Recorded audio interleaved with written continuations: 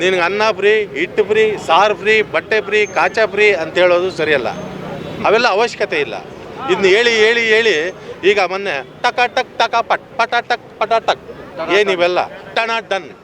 ಏನು ಲಕ್ಷ ಕೊಡ್ತೀನಿ, 8,000 ಕೊಡ್ತೀನಿ, 10,000 ಕೊಡ್ತೀನಿ ಅಂದರೆ ದೇಶ ಇರ್ತದ? ಯಾರಪ್ಪನ ಮನೆ ದುಡ್ಡಿದು? ಅವ್ರ ಅಧಿಕಾರ ಬರಬೇಕು, ಅಧಿಕಾರದಲ್ಲಿ ಕೂತ್ಕೊಳ್ಬೇಕು, ಅದಕ್ಕೋಸ್ಕರ ಡಣ ಡನ್ ಪಟಾಪಟ್.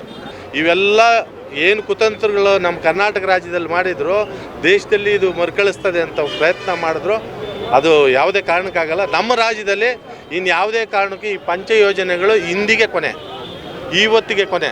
ಯಾವುದೇ ಇನ್ನು ಕಾರ್ಯರೂಪಕ್ಕೆ ಬರಲ್ಲ. ಇನ್ನೇನಿದ್ರು ಯುದ್ಧ, ಕಾಂಗ್ರೆಸ್ನ ನಾಯಕರಿಗೆ ಯುದ್ಧ ಇವತ್ತಿಂದ. ಪಂಚ ಯೋಜನೆಗಳು ಏನು ಅವರು ತೀರ್ಮಾನ ಕಟ್ಕೊಂಡ್ರು MP ಎಲೆಕ್ಷನ್ಗೆ ಕೊನೆ ಮಾಡ್ತಾರೆ. ಈ MP ಎಲೆಕ್ಷನ್ವರೆಗೂ ತುಂಬ ಕಷ್ಟಪಟ್ಟು ರಾತ್ರಿ ಆಗಲು ನಿದ್ದೆ ಹೋಗದೆ ಇದನ್ನು MP ಎಲೆಕ್ಷನ್ವರೆಗೂ ಕಾಪಾಡಬೇಕು ಅಂತ ಕಾಪಾಡಿದ್ದಾರೆ.